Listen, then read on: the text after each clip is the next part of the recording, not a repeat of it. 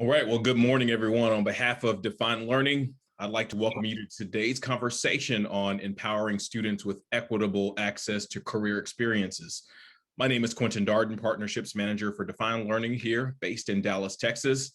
And throughout this event, we ask that you just feel free to contribute and comment questions in the chat and to join live in the conversation. So if you have Twitter, we're going to use the hashtag Define Career. So as you hear some things or some nuggets you'd like to share, but as you use that hashtag Define Careers.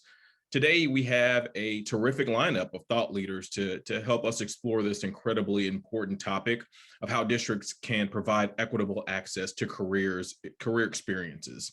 You're going to hear from the expert panel, including the Executive Director of College Career Technical Education of Shelby County Schools, Tennessee, say that 5 times fast, Dr. Terrence Brown, the Superintendent of Pittsburgh Public Schools in Pennsylvania, Dr. Anthony Hamlet, the Superintendent of Township High School, District 214 in Illinois, and the 2018 AASA National Superintendent of the Year, Dr. David Schuler. You'll also hear how project-based learning can play a critical role in this process from PBL expert, author, and co-founder of the gold standard model for project-based learning, John Larmor.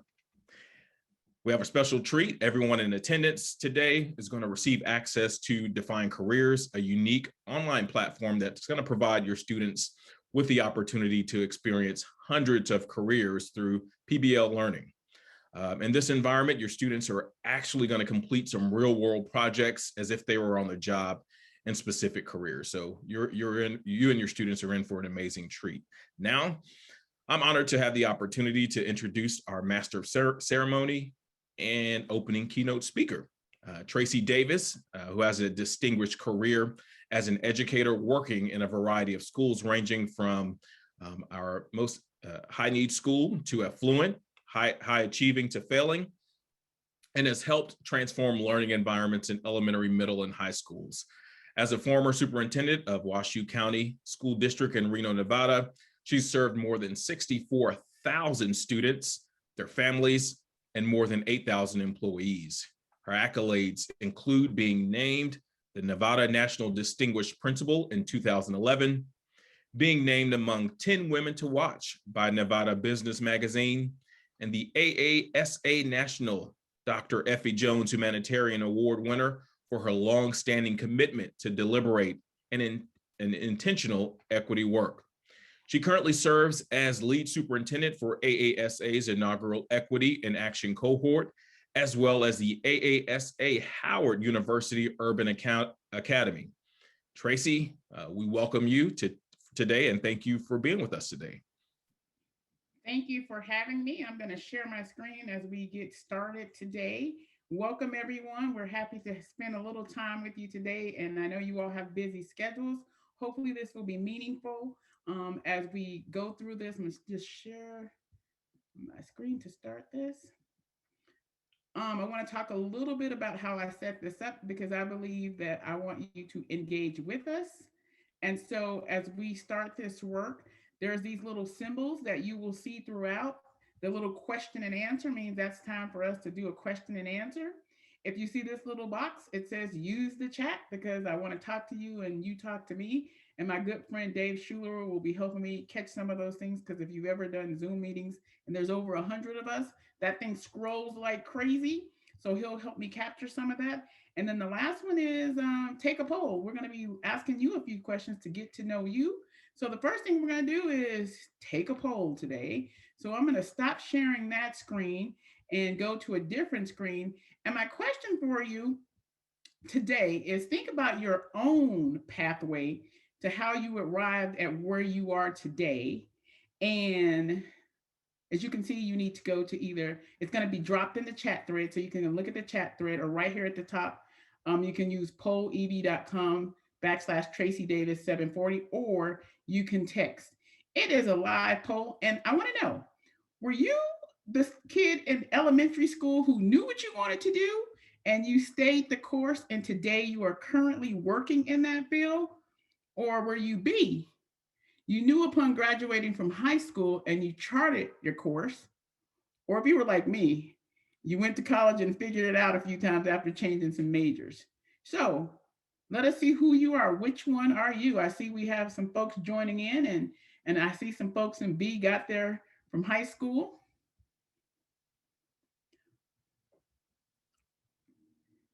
Well, now we're moving. Oh, we have those folks who knew early what they were going to do. Oh, as more people join, I love when you see these live polls and actually have an opportunity to see the numbers switch out. Okay, give you about 30 more seconds. Interesting as I look at this poll, and hopefully you're looking at it, at one point it was 33, 33, 33. But the larger number is that you went to college and you figured it out. I can tell you that that was me also. 56, 24, 24. Oh, there you go, 19. But not many of us actually know in elementary school what we're going to be, and we just do that. Most of us go to college and we figure out, we dabble in this, we dabble in that. Today, we're really going to look at how do we afford equitable outcomes and how do we afford allowing students to participate in various careers and kind of get a feel for it. I always tell the story of I wanted to be a doctor and then I saw blood and fell out. I was like, that's not what I'm going to do. And luckily, I knew that early, but there were other things I wanted to do. And had somebody just gave me a little information or I had opportunities to participate, I probably would have changed my mind. So I'm going to show you a picture of a place, and thank you, thank you, thank you all for participating in this poll because it really gives us an idea and a sense, even from us and everyone in here. We all mostly have went to school and have degrees, but how we arrived on that pathway was very different. So let me jump out of this for a second and go back to my PowerPoint, and I'm going to put a picture up. And if you would use the chat thread for a second and tell me, where is this place? Does anybody know what this is a picture of?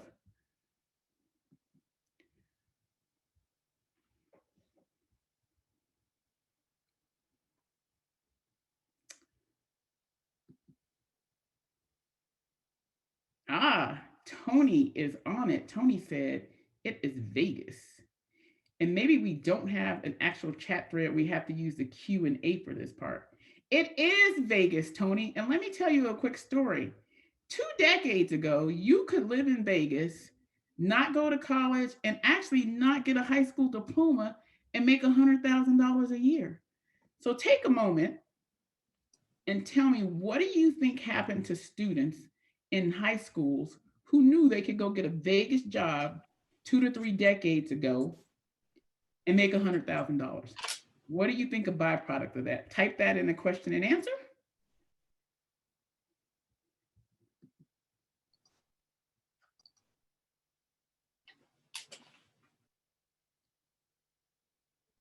$140. There we go.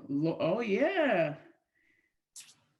Tracy, we've got a lot of, they dropped out and they went to work after high school, or they relocated and did not do any post-secondary schooling. Thank you. That is exactly it. Nevada had the highest dropout rate in the country at one point, and it was because you could leave high school and make tons of money. I have friends that were valet parkers making $100,000 when I was teaching, making $26,000 with a student loan.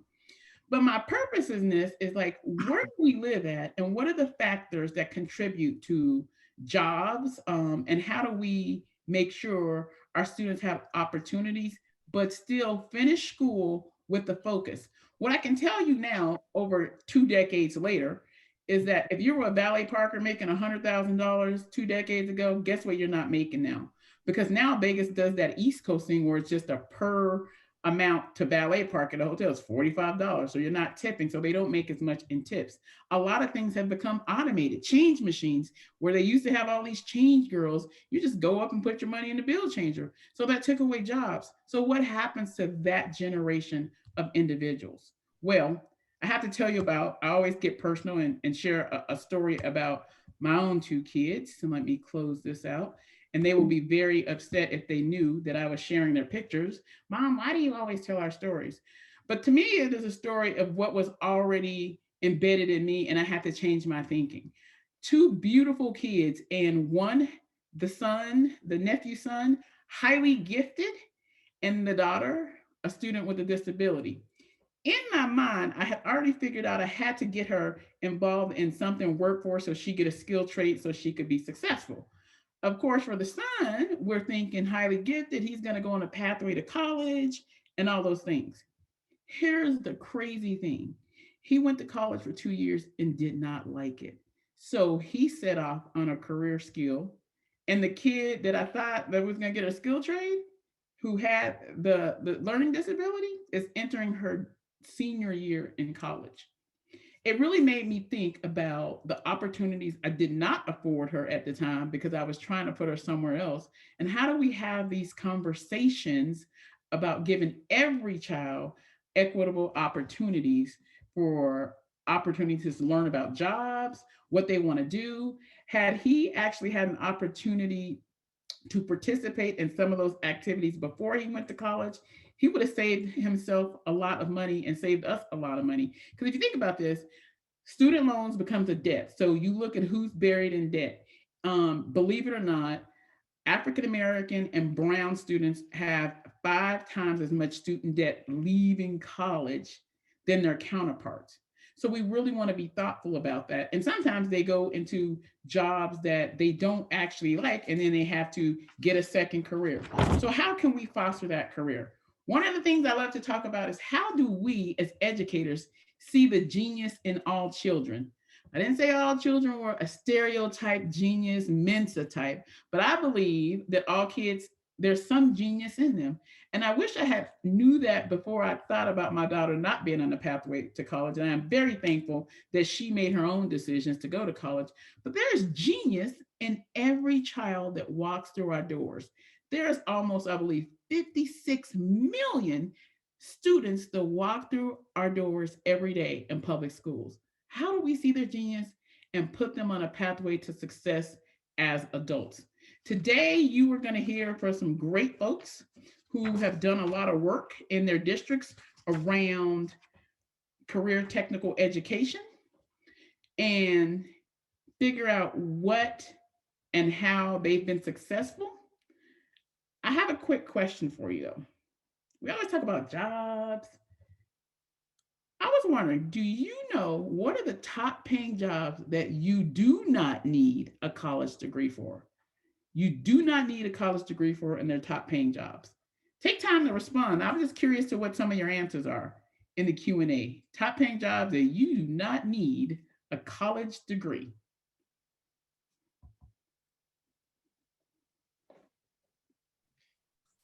We've got some interesting ones, Tracy. We've got plumber, welder, wind technician, agriculture, more plumbing, aviation tech, small business owner, professional gamers, professional athletes, elevator installer, truck driver, heavy equipment operator.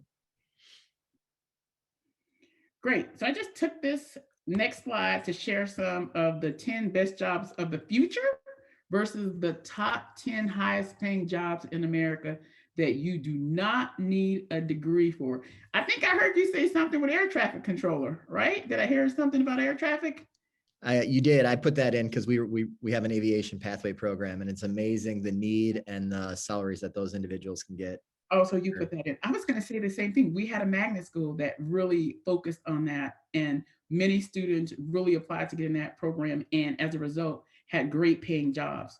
So I think as we talk to students, build relationships, and how do we train our counselors to capture some of this information and decide and give students choices? Yes, you can go to college, and I'm a believer that every child should have the opportunity to go to college if they want to go. But I'm also a believer that there will be students who choose a different pathway, but that pathway should lead them to success to ensure that they're able to take care of themselves and their families. I'll tell you, when I was in Washoe, somebody said Washoe, by the way, it's Washoe. We actually had Tesla come. And when I was talking about knowing your community and knowing your area, when Tesla came to Washoe, we talked about a partnership, and we built that into one of our CTE programs, and kids could graduate with certification and go to Tesla and start making over $60,000 as a 19-year-old. Now wrap your head around this. The same student could have went to college to be a teacher, right, and not like it and fail out. So I always say, how do we teach our kids also to find something that they love, right? Like give them opportunities. That wasn't so great. I don't like this, or this is really great, because no matter if you have to spend money to a degree or if you go through an alternative pathway, we want students to be happy adults in the job lines that they have. So I hope you had an opportunity to take a snapshot of this screen. But one of the things that really popped out to me around the 10 best jobs of the future is the 10th best job, and that's elementary school teachers. Folks, I hope you are all doing grow your own programs to ensure a diverse population of teachers for the future, because we don't have a lot of folks going into the teaching field anymore. And that saddens my heart, because those are the teachers who become the folks like you and I, who continue reform in education to celebrate every child through an equity lens. With that, I'll say it's time for our panel. And I'm super excited to stop sharing my screen and introduce to you some folks you might already know, but I will reintroduce them to you. And my first panelist is Dr. David Schuler. David Schuler began his career as a social studies teacher in Wisconsin, and he also served as a student activities and athletic director. I did not know that about you, my friend. During his time in District 214, Schuler's many accomplishments included serving as president of AASA. So for all you superintendents out there, you know that we do that. But what I thought was super, super, super amazing that I didn't find out to this was his push to make college more accessible and affordable has led to a comprehensive career pathway that offers personalized learning experiences through early college credit, internships, and career credentials, and the passage of critical education legislation. In one single year, District 214 earned more than 27,000 early credit college credits. Dave, thank you for being here with us today. Absolutely.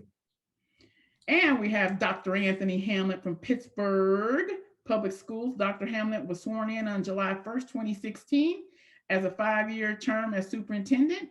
He comes to the district from Palm Beach County, as you can tell by those palm trees are waving in the back, where his career as an educator began with his work as a case manager and behavioral specialist with the county mental health unit.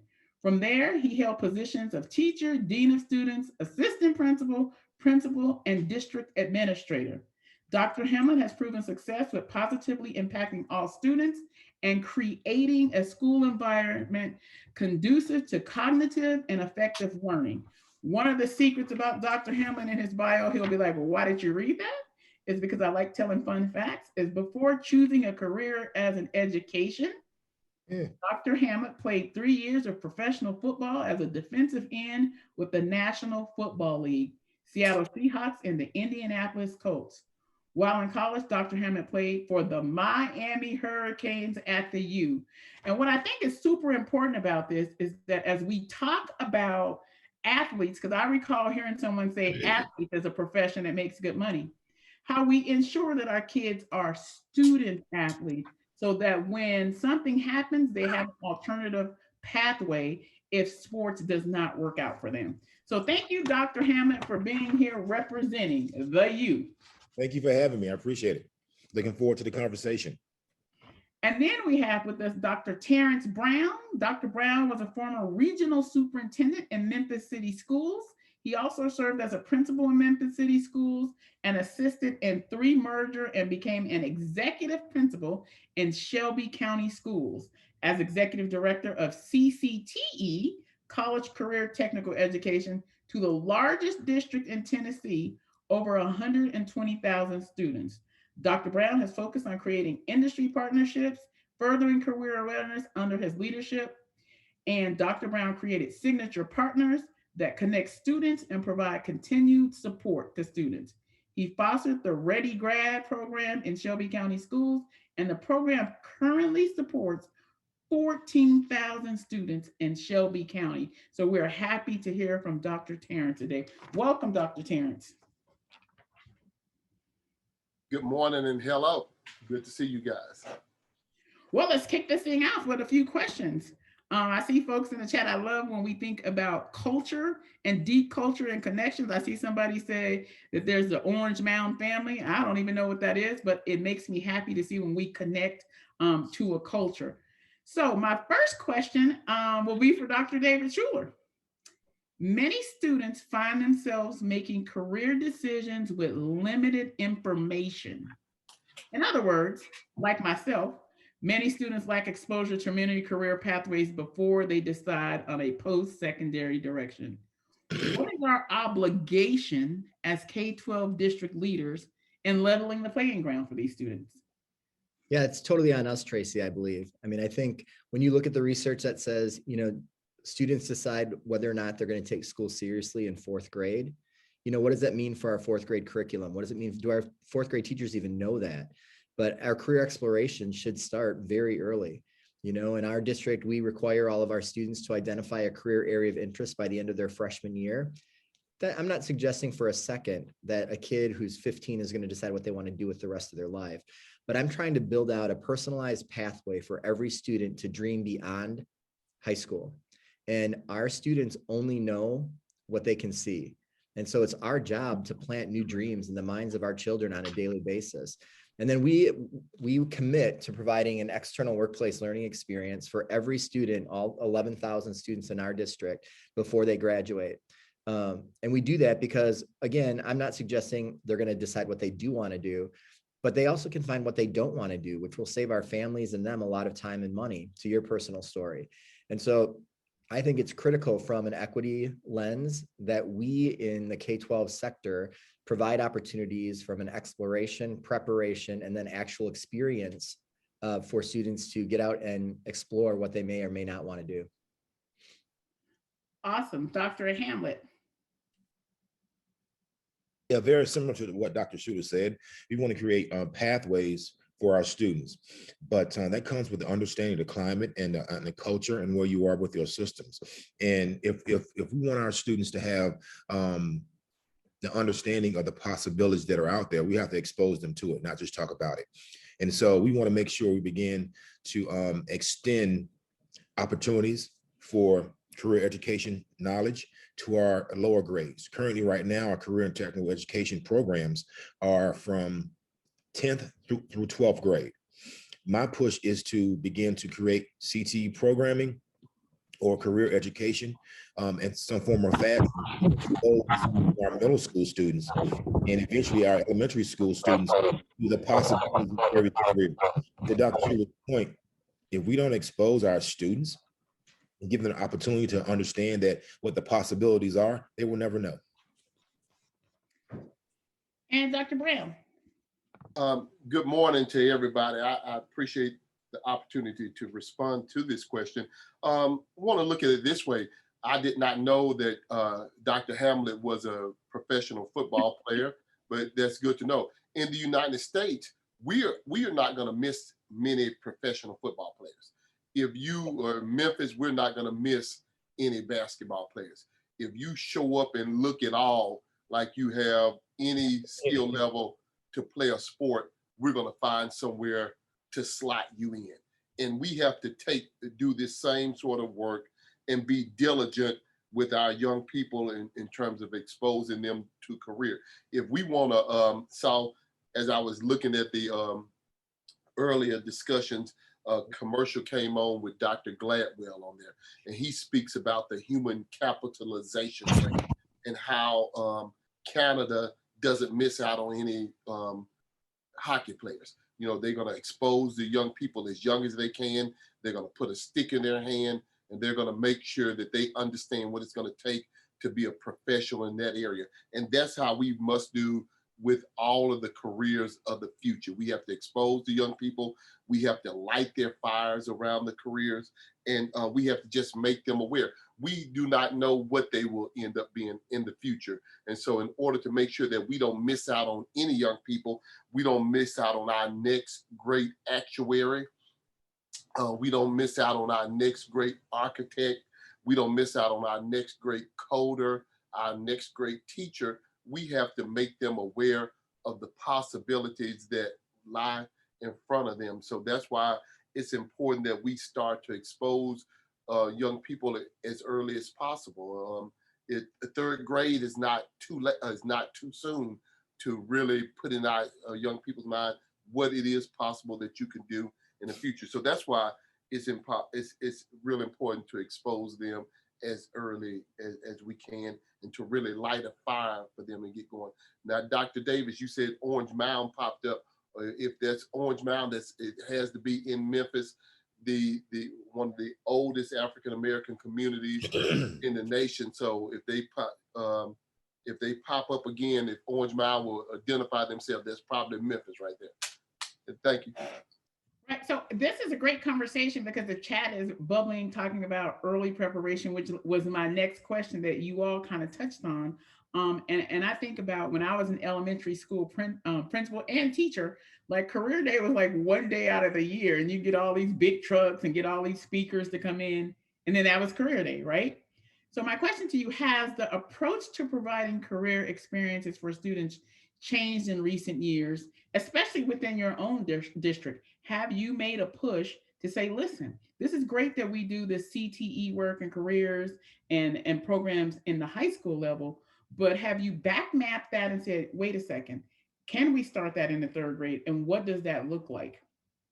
And I'm gonna start with you, Dr. Brown. Yes, we are actually opening up programming as early as the fourth grade here in Memphis. We have a elementary grades team who are building into the exploration part of it and just giving students a sample of all of the different pathways that we have available. Today I was down in one of the teammates' offices and they were doing a virtual popping.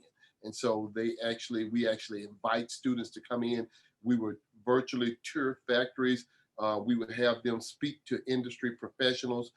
We expose them to all sorts of careers that are going on. And so we've updated Career Day from that one day of the year to a regular and ongoing event.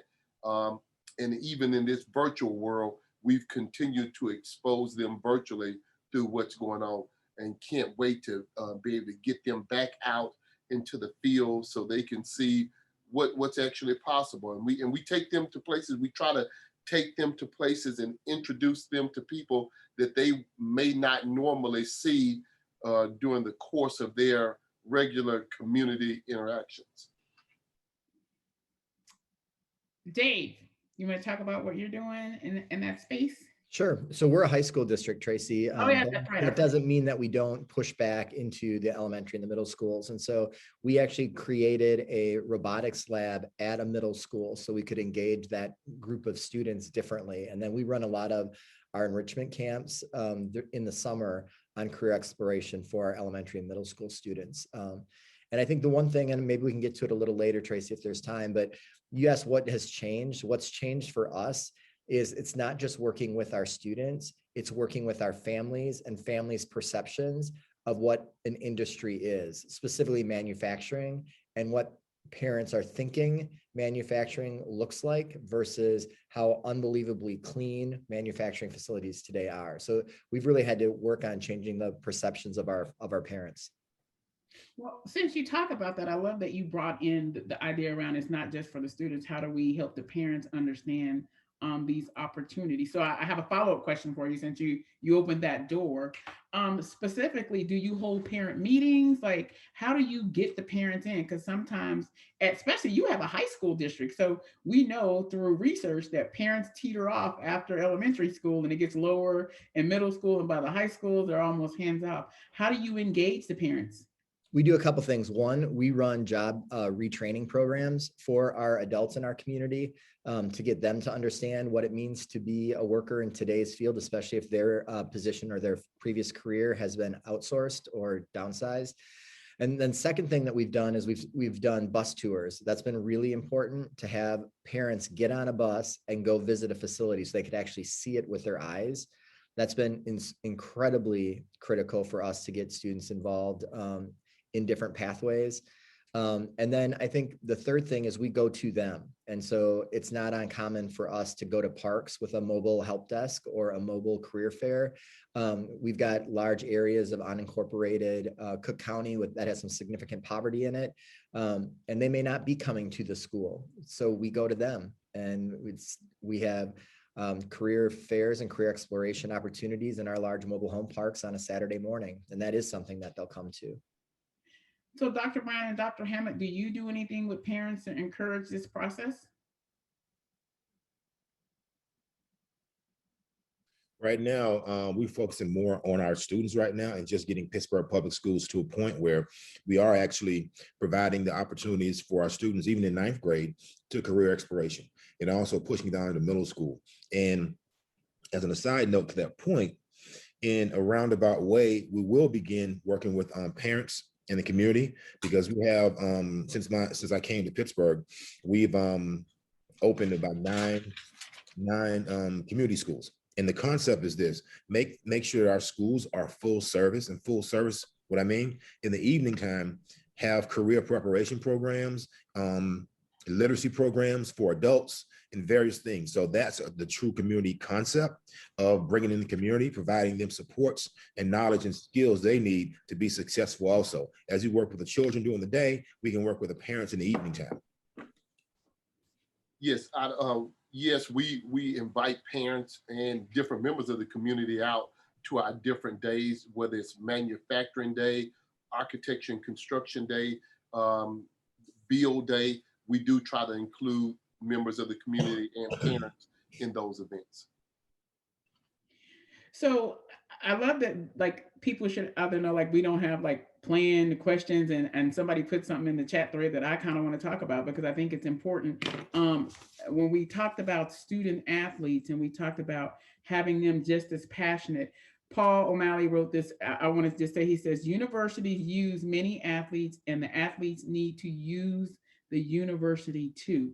When you have high profile student athletes in your district and you know that they are heading on to college, is there some systems where you talk to these students, athletes, about when you go to college, like, here's a great opportunity. Yes, the colleges are going to use you, but part of what you need to do is go to college and get an education, because we know how oftentimes in Black and Brown communities, they see sports as a way out, right? Like, it's a way to make a ton of money if they are that great.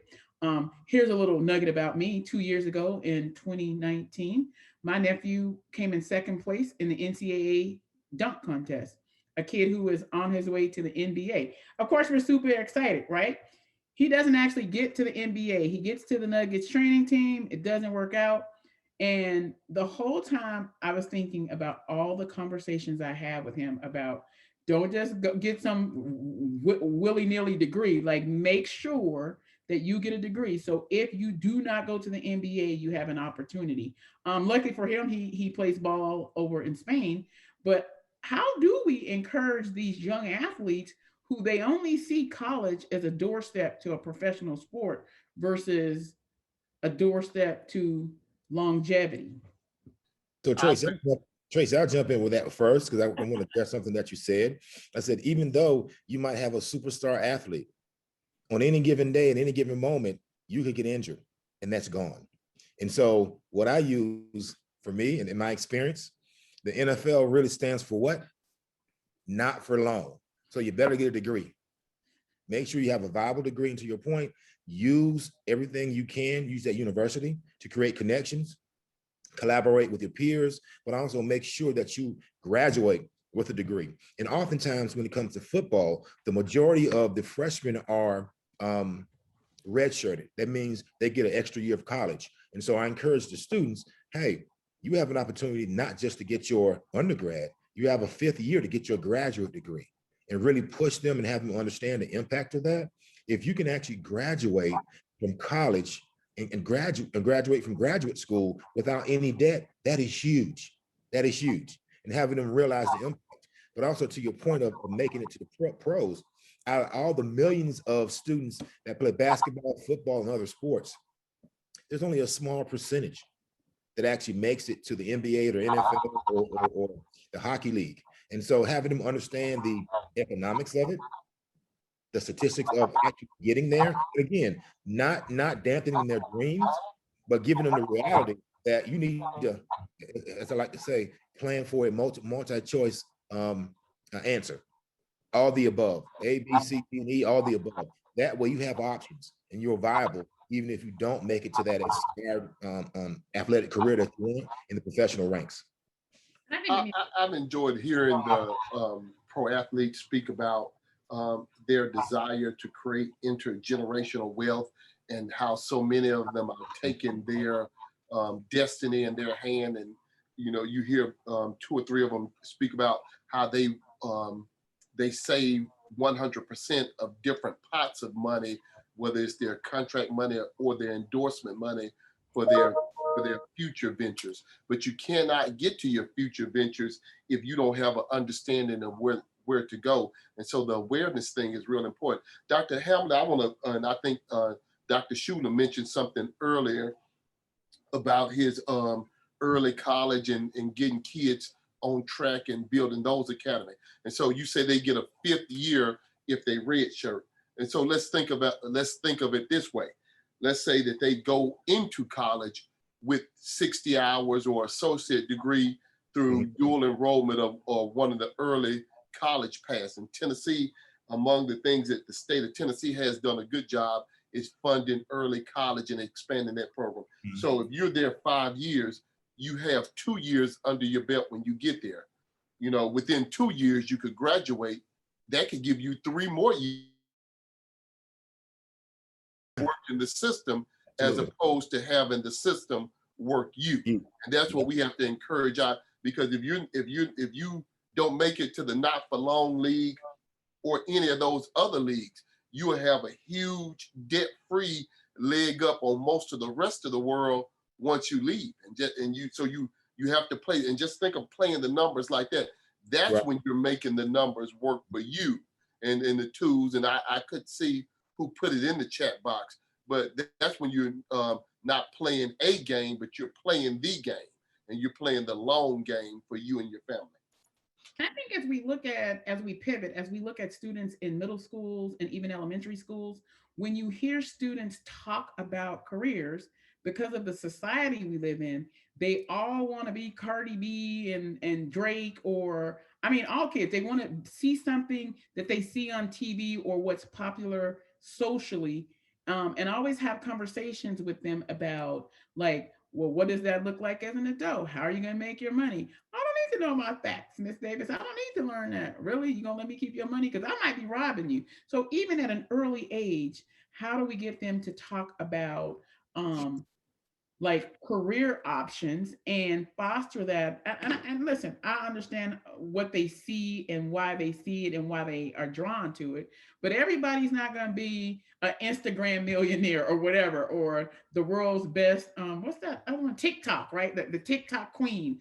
And that's great, but like still talking about what are the other avenues. So as we pivot, I was wondering, internships, how many of you offer internships? One of the things that I loved about our career technical program in Washoe was that we offered tons of internships and partnerships with local folks in the community. So if you wanted to be a mortician, we hooked you up with a mortician. If you wanted to be a lawyer, like if you wanted to understand more about the superintendency, we actually really engaged our community folks, professionals, in allowing students to participate in a various activities. So can you speak a little bit about your internships?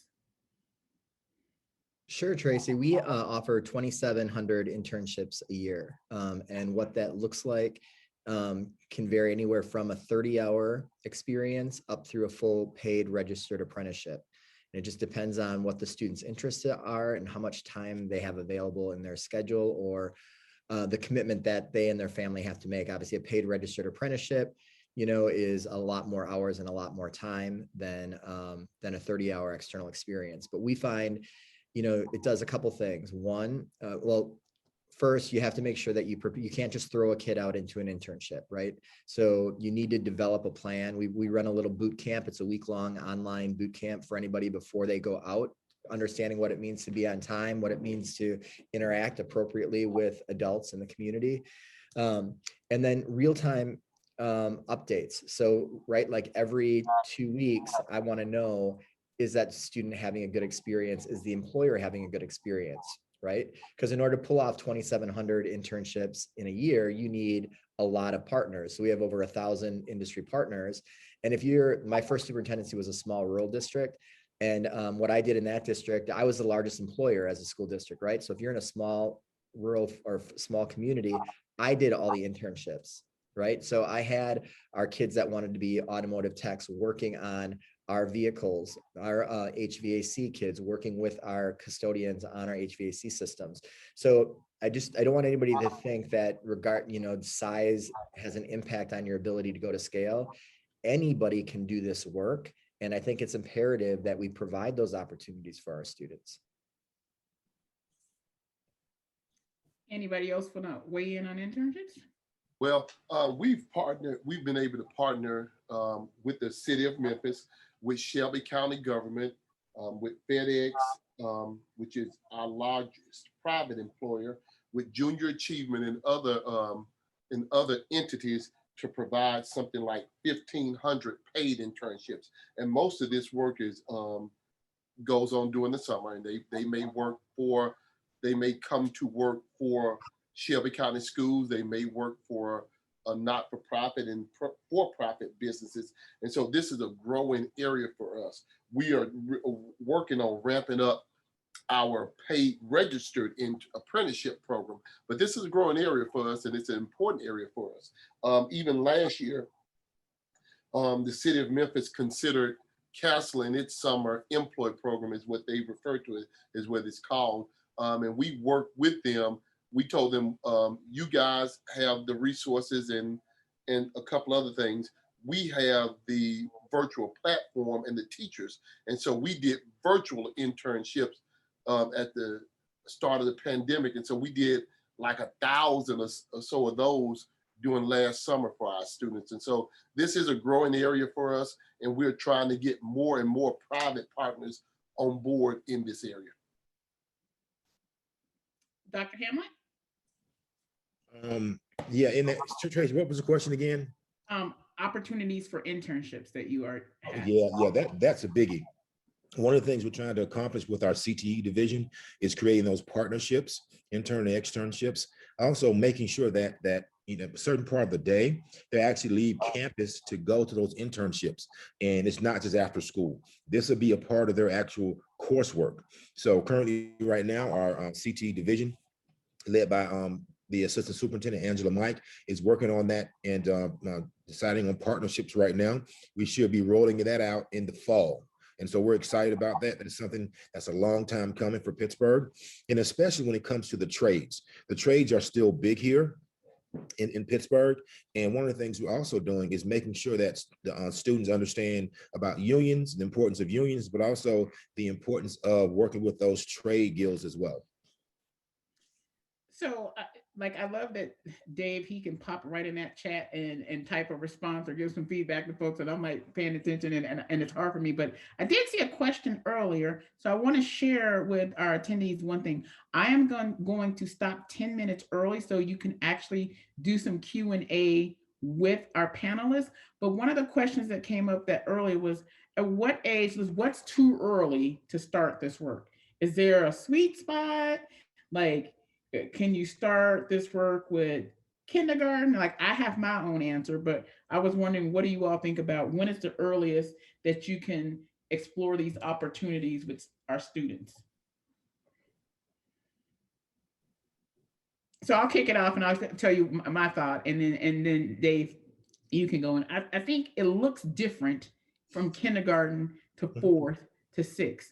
I think when you see kindergarten teachers work, I mean, the initial idea about careers just starts in a lot of stuff that they already do when they read books, and they read books about chefs, or they read books about doctors or police officers, all those things that are embedded in the curriculum. you have an opportunity to start nurturing and planting seeds about if you want to grow up and be this, what are the things you want to do? This is why it's important, right? It's important to learn our ABCs because you got to be able to know letter sounds and read. And what do you think that the chef has to do in this story or something? So I think it has to be developmentally appropriate, right? And what can your teachers do to capacity based on what they already have in the early grades? But I truly believe that we can go much deeper by the time we get to the third grade than career day were. And listen, kids love career day. So I'm not taking away from the fire truck and all that great stuff because they love to see all those cars out there and meet with all the people. But how do you do a continuation of that? And one of the things we did in our elementary school is what I believe I heard Dr. Schuler say is we actually did explorations, and in explorations on Fridays in elementary school, they got to pick every 4 weeks to go to a different exploration, and they were designed around careers, building a robot, right? Learning programming. Kids are super resilient, and I think they have early opportunities. Dr. Schuler. I agree completely, Tracy. I think that we always ask the question in our district, to what end? So what is the purpose in doing what you're doing? And it has to be part of a scaffolded curriculum, right? The career days may be fine, but to what end is that? Are you hosting that career day to make the parents feel good and to have the kids have a fun day? Awesome. If it's not encouraging a student to think about a future career, I would say it's a one-off, right? And career awareness, career exploration should not be a one-off. We have to stop judging ourselves on how many kids walk across our stage in 12th grade. We have to judge ourselves on how successful they are after they graduate, and have we really prepared them for that next step? And I think that does start in kindergarten. And I go back to what I mentioned before, and I apologize for stating it again. 4th grade is so incredibly critical, right? And so ensuring that we have an engaging, relevant curriculum for all kids in all grades, but that 4th, that 8th, and the first 2 weeks of freshman year, right? I mean, the research out of the University of California system that says kids make the decision on whether or not they're going to disengage from school before the 2nd week of 9th grade. And if we know that data, what does the first 2 weeks of high school look like? It should not look the same as it has for the last 50 years, knowing that information. I love that you say that. It shouldn't look that way. And when we talk about redesign, I think that the pandemic, if nothing else, has given us an opportunity to take a step back and say, how can we be even better for the students that we serve, right? And we shouldn't be doing it the way we did it 50 years ago. And in my mind, when you said that, I remember being challenged because there are some folks who still believe that we should be doing the old school trades. I can't even name something that old school, but like home economics, right? Like, no, we have culinaries, right? Like, and I would always try to share with parents and bridge the gap with old school versus new school. And I always use the Fantastic Four and torch, right? Well, he was a welder. He had a MacBook in his hand at the same time, right? So they need the best of both worlds. And how do we merge those worlds together? Absolutely. So early thoughts on early entry into career tech careers for either you, Dr. Hamlet, or you, Dr. Brown? Is there For an us, age it's specific? 5th grade. It's 5th grade for us, and that we try to get them right before the middle grades and give them an opportunity to sample different industry, different careers. And one of the things that we want to do, in addition to getting them early, we are working on a system to track the post-secondary attainment. What happens to them after they leave us? Where did they go? Can we provide them a little extra coaching? Can we point them in a different direction, and really measuring what happens for the first couple of years after they leave high school?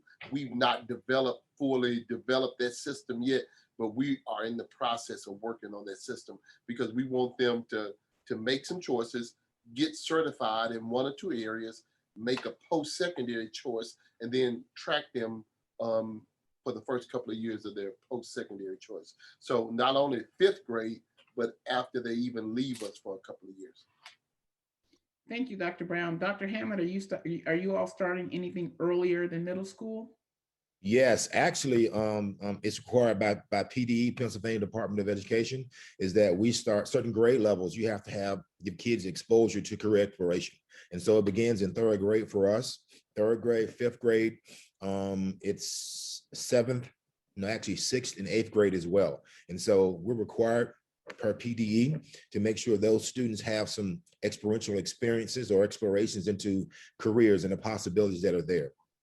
But also, to Dr. Brown's point, we are working with the Pittsburgh Promise. The Pittsburgh Promise is an organization that provides scholarship dollars to any student who graduates from the city of Pittsburgh.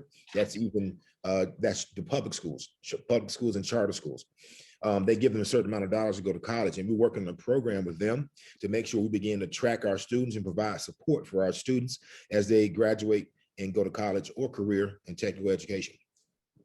So what I hear from all of you is, while there's some guiding laws or state regulations, basically we all believe that as early as you can start introducing in a meaningful way, not a one and done, as my friend Dr. Schuler would say, it would be beneficial. So I think people have to look within their systems and see what the capacity to do that is, and then build a plan. If you're only attacking high school schools, how do you build that into the strategic plan to say, let's expand that out? Which gets me to my next question. It was a great lead in.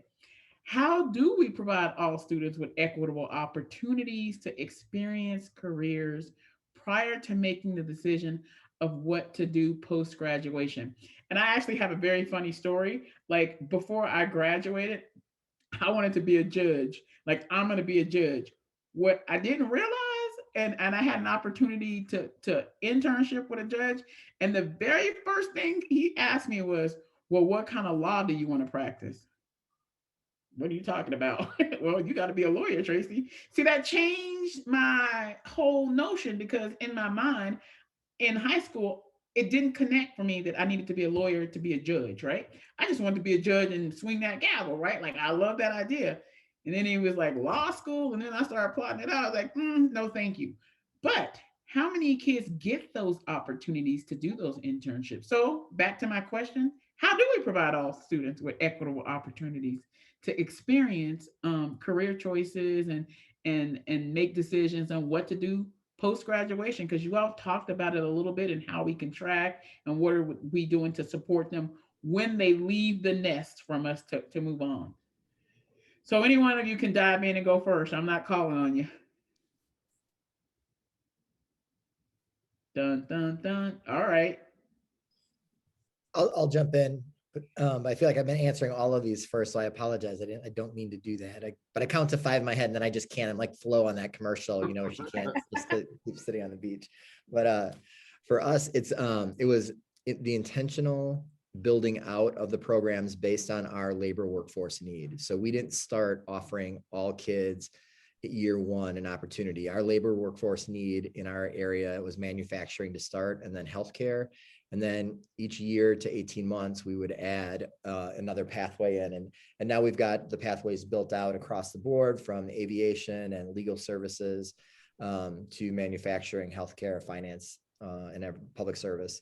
And you have to be able to provide access and opportunities for every child, right? And so we're not interested in only providing information to students who may go directly into the trades, or to only give students information who may be looking at a 4-year degree.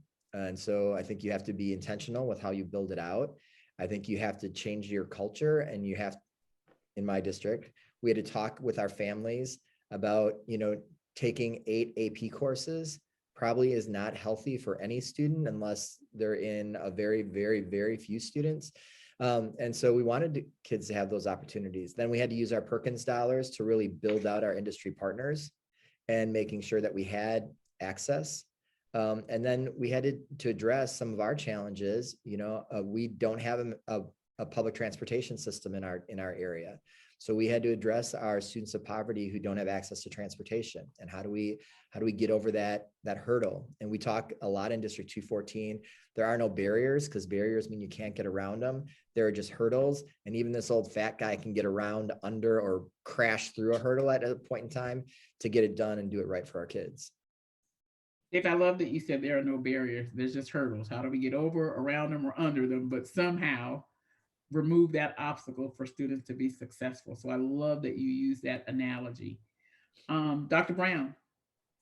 We try to have a variety of things that allow our students to sample from, and we don't have any dead time. We have summer STEM camps, summer exploration camps.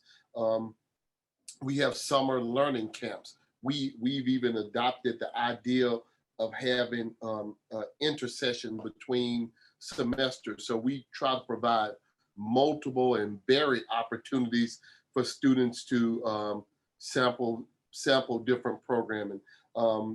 And we've really taken it upon ourselves to really push it, the variety down to the middle grades. In much the same way that District 214 did, we took the lead from a huge labor study so we could see what the jobs of the future would be. And we've tried to focus on 5 areas.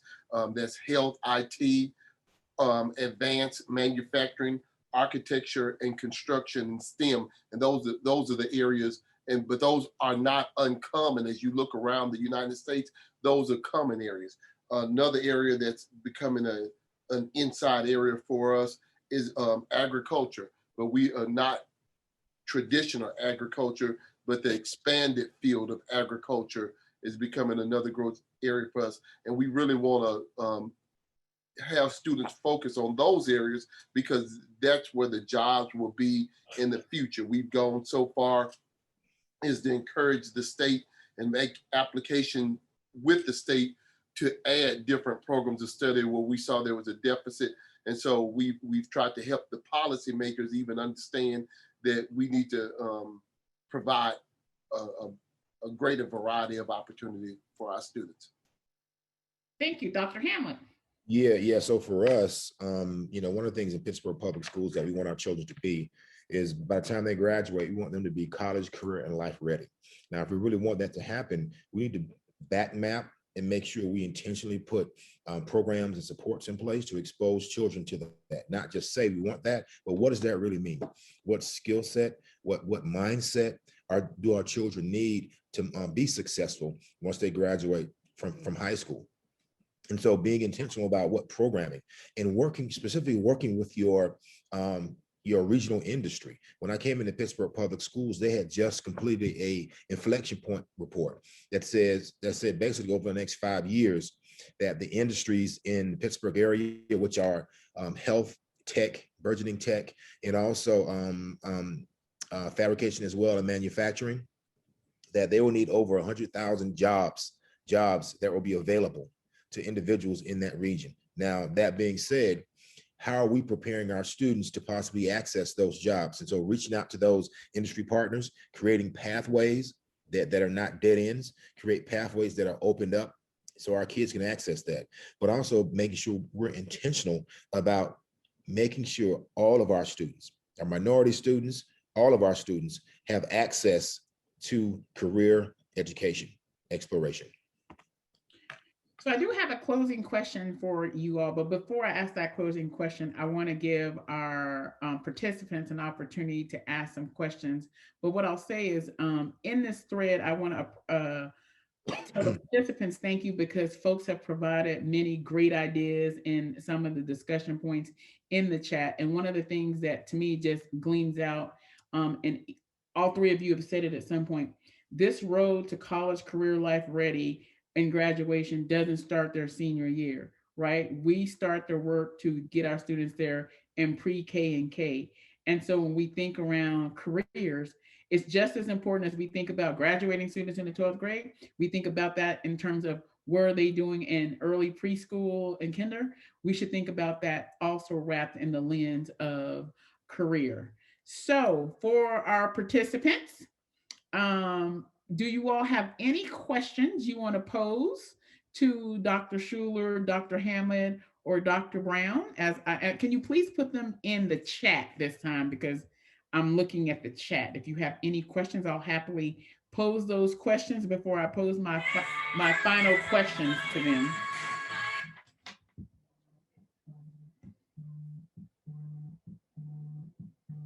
No questions? Okay, I have my final questions. And so for all three of you, I want you to think about what I know about all three of you. In the space in which you work, you do deep equity work. Like, equity is deliberate and intentional across all bands of your work. Through an equity lens, what advice do you have for district leaders looking to provide opportunities for all students? Like, what will you tell our panelists? Hey, here's what I'll tell you, some of the things, because when I look at the three of you, while you all are in great places, you are still in different spaces based on who you serve and how long you've been doing that work. What would you provide to our participants through an equity lens, how to get this work started for opportunities for students? And I'm going to call on you first, Dave, so you don't have to count to 5 and be like Flo. Well, I think the advice I would give is look at your data, really, really look at your data. So what kind of opportunities and who's taking advantage of opportunities, and who may need a tap on the shoulder to engage in an opportunity, rather than just allowing traditionally people to apply for work-based learning experiences. And then really seeking to understand, right? We're right outside of O'Hare, and I've got a number of students and their families who work overnight, moving luggage around and then come to school all day. Their opportunities for a work-based learning experience is going to be different from someone whose dad's a lawyer and mom's a doctor. And that doesn't mean they shouldn't be access one. They absolutely have to. Our job is to get to yes for every child, hands down. But we have to seek to understand. But a lot of times people aren't looking at, what are the % of their students on free or reduced lunch, or another demographic group, and what experiences they're having in a pathway, right? So we take a look at how many of our African-American students are involved in STEM versus healthcare versus business, right? How many of our students with IEPs, same thing. So we examine by each pathway what opportunities we have available, who's taking advantage of them. And then that forces us to have some really challenging conversations to ensure that we are providing access and opportunity for every child. And if you're in a suburban district like I am, and the suburbanization of poverty has hit pretty hard, you must commit to your community that you're going to deal with probably the biggest nut that's out there that hasn't been cracked is transportation. In the city of Chicago, you can get anywhere via mass transportation in an hour and 25 minutes, right? Out in the suburbs, a lot of our families are one car breaking down of the car, dead battery away from being homeless and losing their jobs. And so we have to be thoughtful and intentional about providing those opportunities for every child. But you've got to look at your data and really not looking at your data from how can we showcase this to the community, but are we really providing access and opportunity to every child who walks through our schoolhouse doors on a daily basis? Dave, there was a question posed to you in the chat. It says, can Dr. Schuler tell us where I could find the research that he mentioned about student engagement in the first 2 weeks of high school? Yeah, we talked about that a couple months ago as we were planning for the start of the fall. If you can just shoot me an email, I'll put my email in the chat. Just send me an email, I'll dig that out. I don't have it handy right here, but it's out of the University of California system, so I'll find that. Okay. Good, got that question. And then Paula had a question that says, what does that actually look like for EC4 or pre-K 4-year-old programs? I'm assuming that's what you referring to have access to career readiness programs. So from the elementary lens, as I look at this, I think it goes back to how do you just start exposing them to what a career is? When you think about text and images while they are reading books and your teacher is reading books to them, or if they're watching short vignettes, or if they walk around, like how are we just starting, especially in pre-K and kindergarten? Well, they're not doing internships. We all get that. But do they, to me, like we started with who is the principal, who is the teacher, and what are their jobs and their roles, and then start identifying roles. And what you'll find out is that kids are pretty resilient, because kids know about the Amazon man, right? Is that a job? What do you got to drive? You got to have a driver's license. So I think start small with just what are a variety of careers, and talking about them naturally and organically as they teach the curriculum. Because the first thing an early childhood teacher or a kindergarten teacher is going to say is, you want me to teach careers, and I got to teach them how to read an alphabet and know their numbers, right? But when you talk about embedding it naturally in what they're doing as they read stories and they select text, it becomes easier to start exposing. And I really believe in the early grades, it's about exposure first, and then you graduate up to having these programs that have internships, et cetera. If any one of you want to add to that, what does that actually look like for the EC4s to have access? You are more than happy to respond also. Okay, so I'm gonna my last question, I'm gonna go to you, Dr. Terrence Brown. I'll reread it. Through an equity lens, what advice do you have for our district leaders and participants on the line today for students to have those opportunities? And the approach we've taken is this: we look at each school, what each school is offering. And I think the language that's in the new ESSA requirements, we want to help each school build its portfolio of offerings. Whether it's you can pick up an industry certification, whether you can do dual enrollment, local dual credit, AP. Dr. Schuler said getting a chance to do 8 AP classes may not be the best for the thing for any individual student, and I agree, but you may have schools that aren't giving a student an opportunity to do any, or you may have some school that's heavy AP and they've not thought about students who are interested in earning a particular credential or certification, and so you have to look at it in that manner and be able to just look at the portfolio, your portfolio, diagnose where you are, and have a variety of opportunity. Don't really limit your menu and keep it so tight, but have a variety. And there's nothing wrong, if you can afford it, to have a buffet of offering for your students. And so I would encourage the leaders to look at it, really assess where you are, and try to put more on the table, but a good more, a healthy more. Try to really understand what those future careers will be, and offer opportunity around those future careers. Dr. Hamlet, and thank you, Dr. Brown. And Yeah. before Dr. Brown, before we go to you, Dr. Hamlet, Dr. Brown, I love that you talked about it being each school, right? Like, we're not going to cookie cutter and tell everybody to do the same thing. Look at where schools are, because there are some schools who can really move faster, and in other schools you got to pull them along. So I love the idea of the differentiation in the schools that service our students. Okay, Dr. Hamlet, sorry about that. I wanted to get that out in the universe. No worries. Ladies first all the time. So Tracy, we approach the work, and others, we approach the work from this lens. Our system is perfectly designed to get the results we're getting. And if you want to get different results, you have to change. And we all know in leadership, change is hard. People want change, but they don't want to change.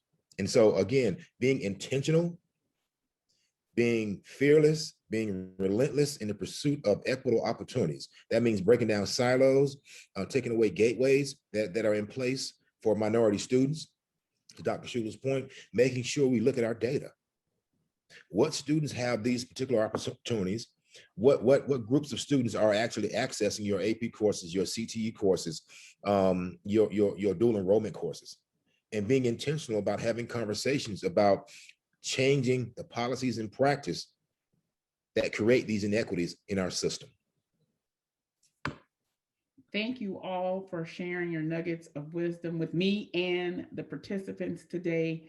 One of the things I was going to close with too around this equity lens is, how do you look at your data? One of the things as a superintendent, I would look at data from our schools. And when you see things that like, why are there no kids that look like this engaged in these programs? What's wrong with that program? And I'll give you a great example. Had a great high school, and they had an engineering program, and the project at the end was a snowboard. So I was like, Well, you have to also think in the terms of, are you being culturally responsive to our students? So what happened in that building was all the Black and brown kids went to culinary, and all the kids who wanted to build snowboards.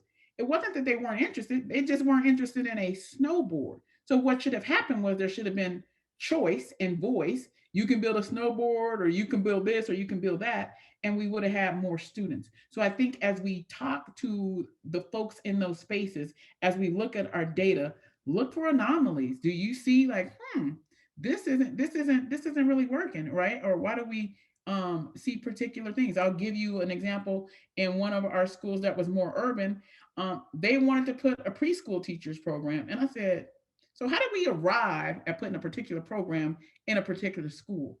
For me, it was in a discussion. What I learned was, well, that is a pathway that's easier for them to go through. Guess where that program's not going? If you're not going to put it at school B on the other side in the suburbs, you're not just going to dump it there. And I think as you do this work, and you are all equity champions, you have to be deliberate and intentional about every kid and doing what's right for the system to afford all students opportunities. So, fellas, it was great to see you again. We have been on various Zoom calls, and one day we'll be all together. And thank you for your nuggets of wisdom and sharing the most important work that you are doing in your districts to be successful. You definitely can stay on as I introduce our next speaker. And thank you, participants, for sharing and engaging with our panelists, and participating and actually providing some additional resources as you drop those things in the chat. So, fellas, thank you for being here. And you can hang out if you would like to listen to our speaker. If you got to go, definitely understand what that's like as a superintendent. For all of you that are waiting and a part of this, our next presenter is John Larmor. I had an opportunity to talk to John today. This is my first time meeting him. But what stuck out at me is when I saw Pbl, I thought, oh my goodness. I remember when I gave my middle schools opportunities to pick different things to do. And several of our middle schools picked Pbl and why it was so important. So John Larmor is an education thought leader who helped build the Pbl Works. He is one of the leading and Buck Institute of Education is the owner of that, and the leading provider of K-12 materials and support for project-based learning. And I love this idea of project-based learning because the opportunities for students to engage and do work together, critical thinking skills, communication, like all the things that go along with project-based learning. He served as the editor-in-chief, director of publications, and director of product development. He co-developed the model for gold standard Pbl that is the foundation of Pbl Works products and services, and oversaw the quality of all written materials. John wrote and edited the Pbl blog and is the author of several books and articles for K-12 teachers, school leaders, and parents. He wrote widely used rubrics for 21st century success skills, project-based curriculum, units for high school government, and economics. John also contributed to the Pbl Works research, online project library, and in-person and online professional development programs. John Larmor, to introduce you, is a mouthful. We can't tell it all in that 30 seconds, but what I can say is that deeply involved in project-based learning and wanting kids to have these rich, robust opportunities to engage at a very organic level. Welcome, John. All right. Hi. Thank you, Tracy. All right. Hello, everyone. I'm John Larmor. I'm working with Defined Learning and talking to you today about project-based learning and equity. And as you've heard from the other presenters today, career education provides lots of opportunities for students to get out in the real world, experience connections to careers, and it's a great way to promote equity for all students. And so is project-based learning generally. So I'm going to be talking to you in general about what good project-based learning is and is not, and then how Pbl can be a force for equity. So let me share my screen and show you my slides.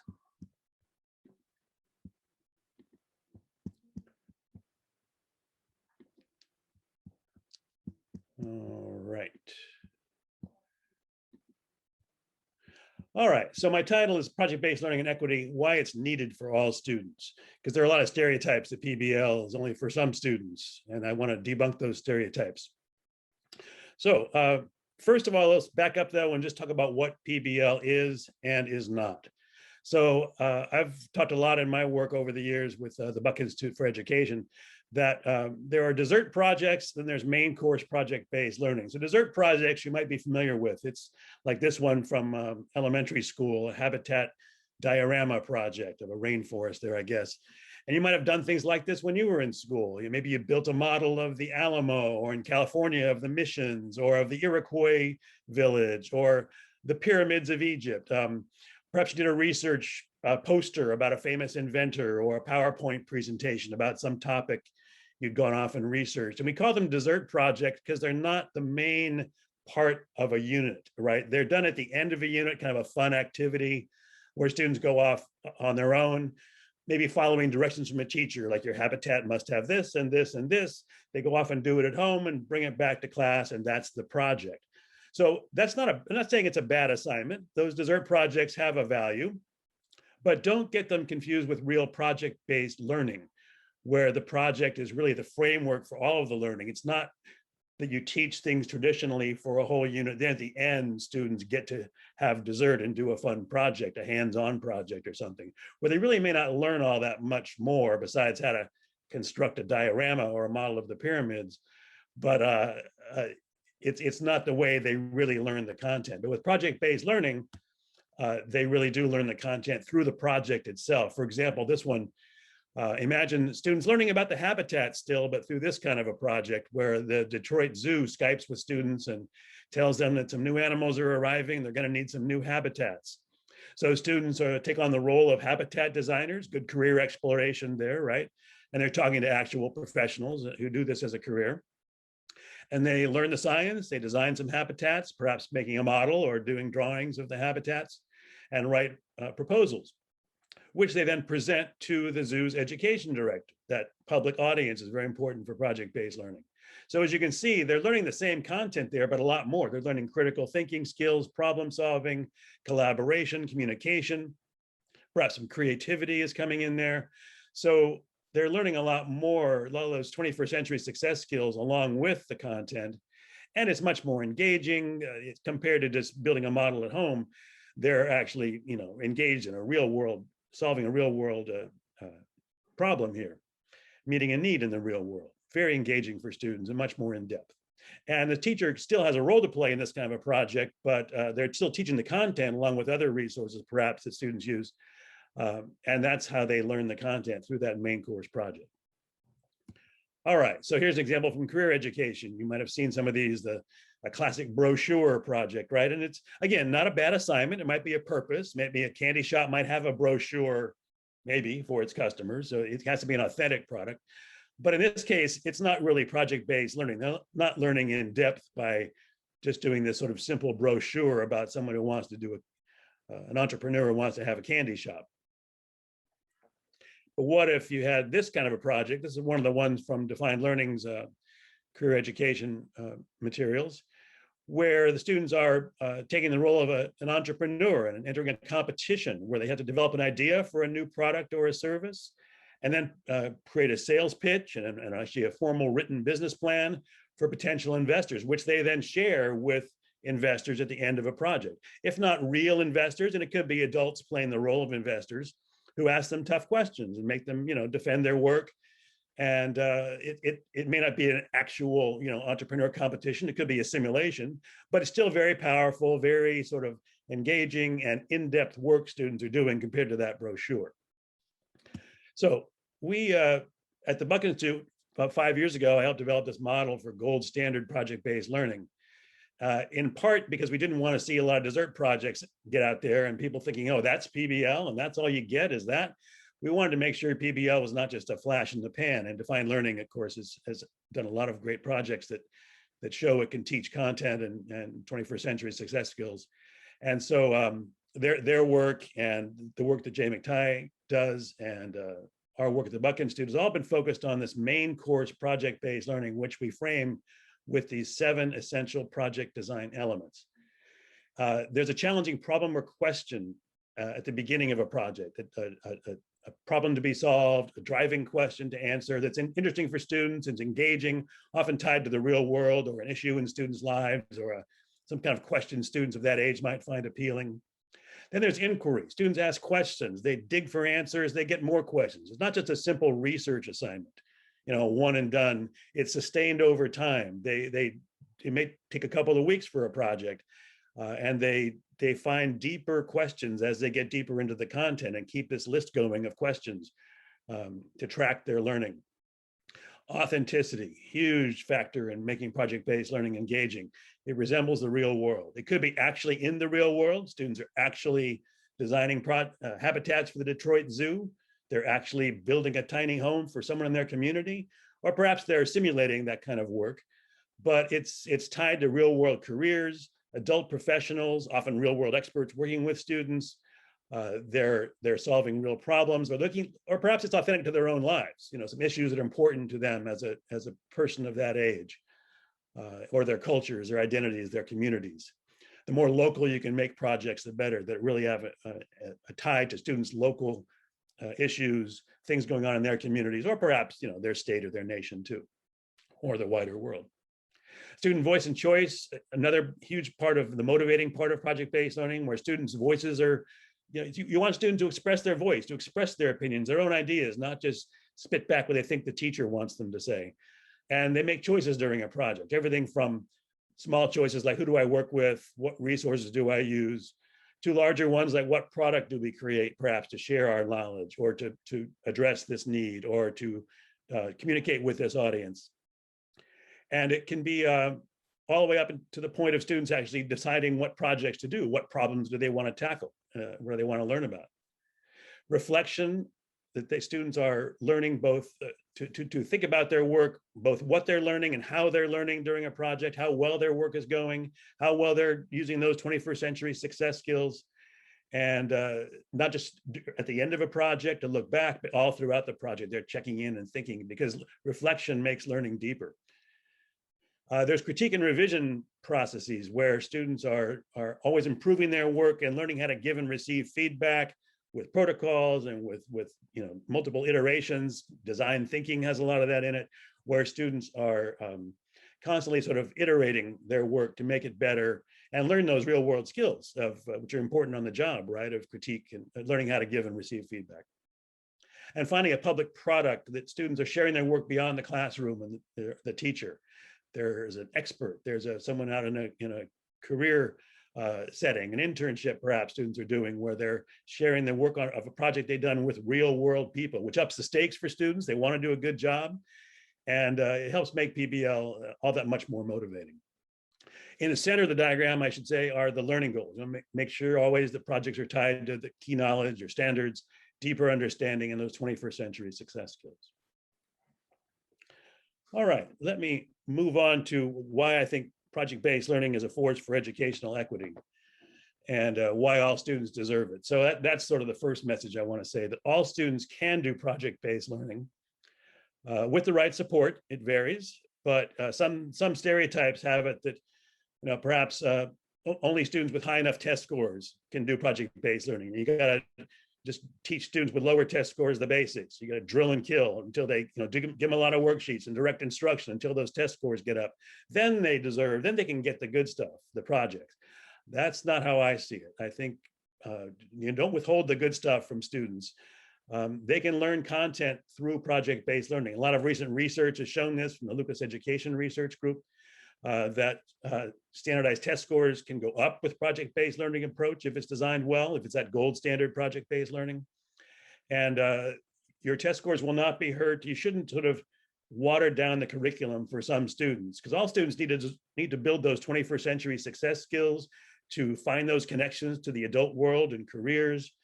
And it's just not fair, and it's not effective, I think, to withhold that kind of learning from certain groups of students.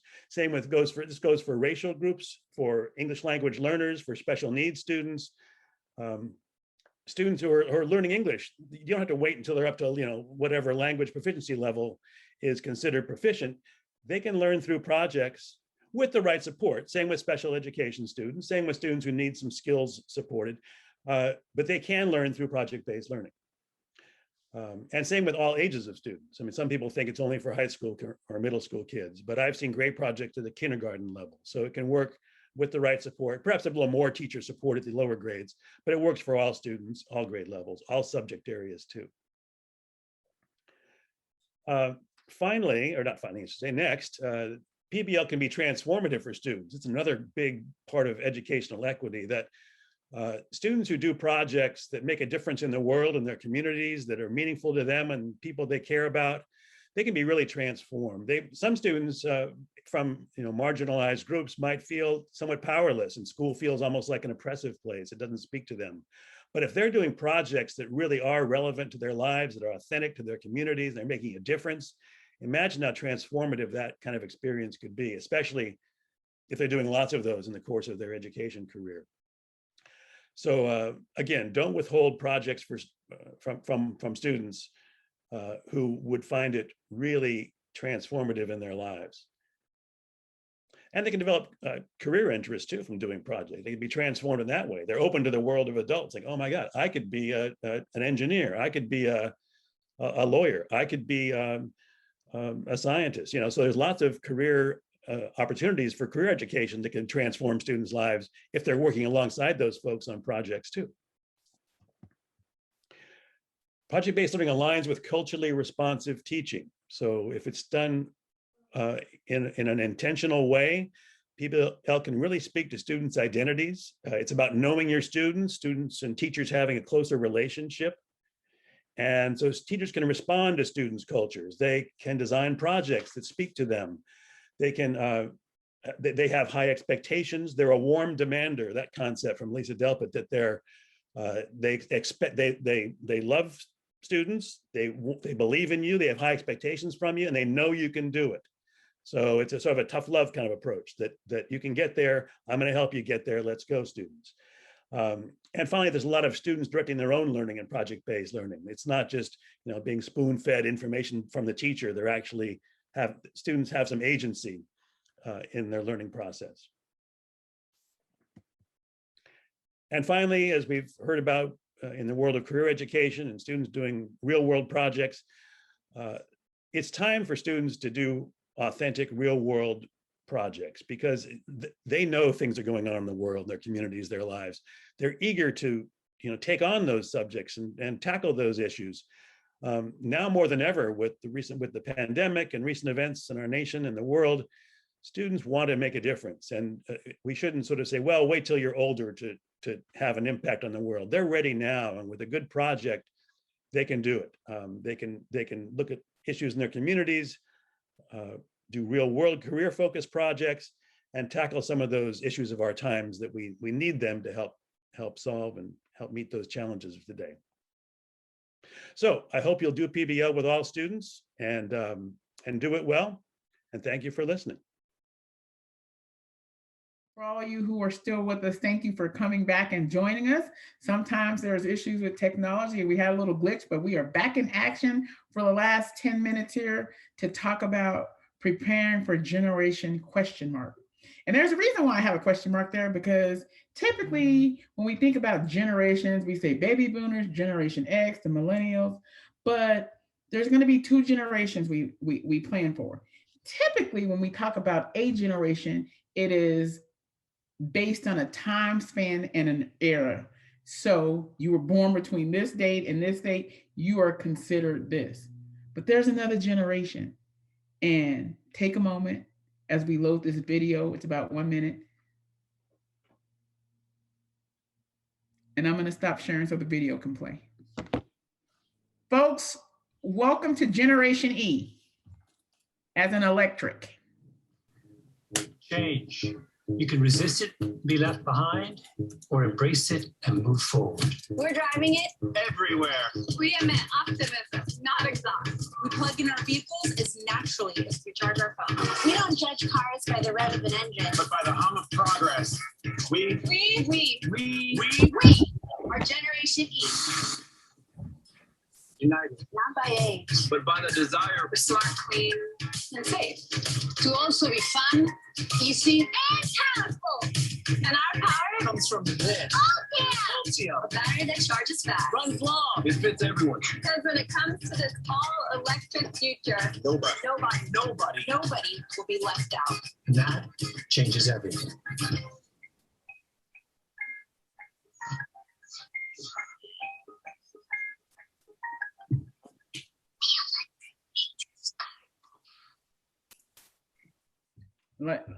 Thank you. So as we think about this work that we have started and we look at the generations we serve, we are now serving Generation E. And what I love about Generation E, what I was about to say, is that it's not confined to an era or a year. It is all of us. I think the hashtag was everybody in.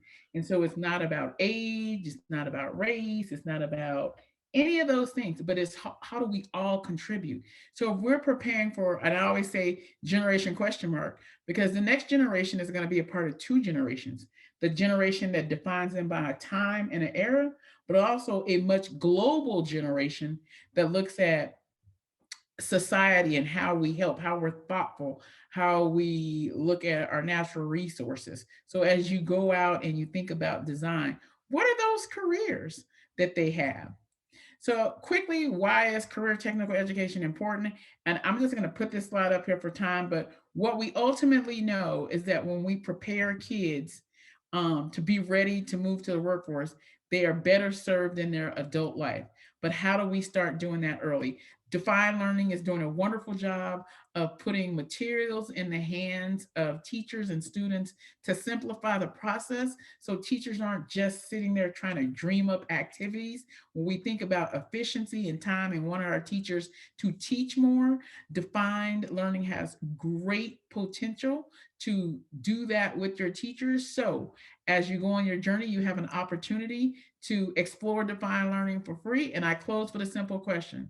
What will your district's journey be to further equitable opportunities for all students to have exposure to a variety of careers? And then I'll just hashtag, not just in their senior year, their junior year, at pre-K through 12. The road starts when they enter our doors. Thank you. I'll turn it over to Andy Schaefer. Thank you, Tracy, so much for that. And I really want to thank you for moderating today and just for your message. Incredible work. We really appreciate you being with us. I also want to take a moment to thank all of our panelists, Dr. Brown, Dr. Hamlet, Dr. Schuler, sharing your wisdom. Absolutely amazing. Also want to thank John Larmor for sharing his expertise on PBL. And I do want to apologize for the technical difficulty we had momentarily. And what we will do is for all of those who were able to come back in and those that weren't, we're going to make sure we send everyone a copy of John's presentation, in the full presentation. So I really want to thank all of you in attendance and for being here with us today, for your participation in the chat, for a really lively session today.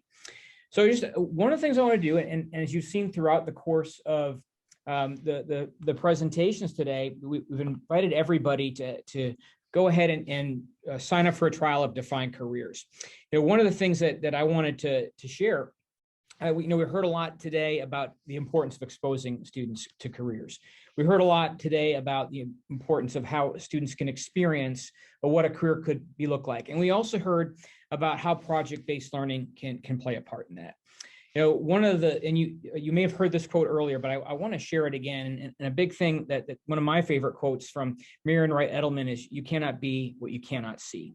And for students, we need to expose them to a wide variety of careers so they can have some help in making that incredibly important decision of what they are going to do post-graduation. So I want to share just briefly a little bit about what you will see when you do sign up for a trial of Defined Careers to help support your work. So what we're looking at here is you're going to be logging into Defined Careers, and you're going to be seeing a student that has enrolled in a number of courses.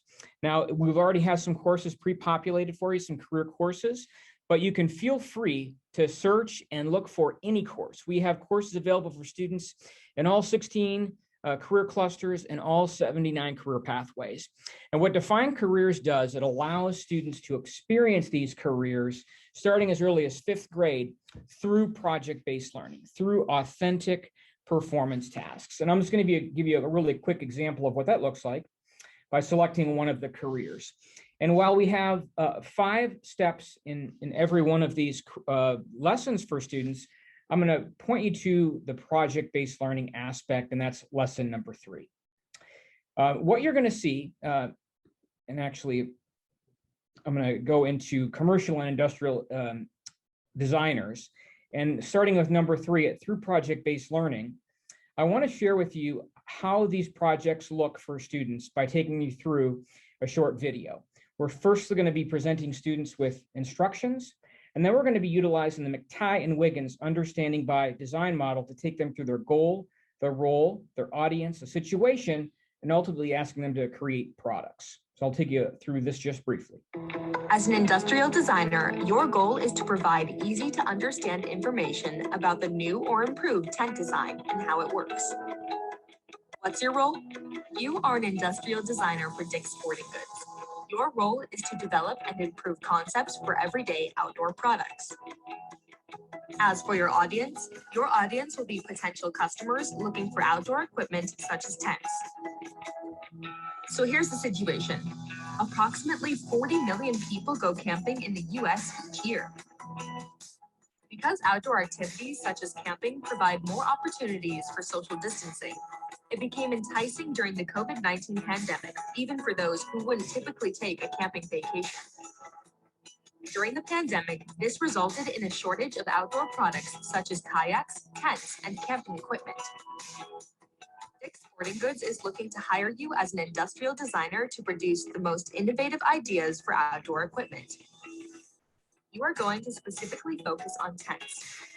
They are going to rely on you to make all designs with the buyer's needs in mind. The tent you will be designing can be a brand new idea, or it can enhance an existing tent product to make it more appealing to consumers. You should think about the function, appearance, production costs, and usability of the tents when developing new ideas. And so that's a quick example of one of the goal, role, audience, and situation videos. And I'm going to advance along to just the products and that P in the GRASP model, where we're going to be asking students to create something that is really tightly aligned to this particular career, commercial and industrial designers, along with the hundreds of other opportunities students have to experience careers through project-based learning. For example, one product, we're going to be asking students to create a sketch, turning your idea into reality on paper. Another is going to be actually building a prototype of the tent, and where the sketch will be created into a physical working prototype. So that's just a quick example. One of the other things we heard today from John Larmor was the importance of students publishing their work. All of the projects that students create will go into an online portfolio that they can utilize as part of a job application process, a college application process, whatever they decide to do with that. So that's a really quick look at what you'll experience with Defined Careers. And I want to encourage all of you just to go to definedlearning.com/careers and give Defined Careers a try. But also, just in closing, just to once again thank Tracy Davis for doing an incredible job as moderator. And I want to again thank our panelists, all of the attendees. We're so pleased to have you with us today. We hope you have a terrific rest of your day and that this was very valuable to you. And we hope you enjoy exploring Defined Careers to help you support your work. Thanks so much and have a great day.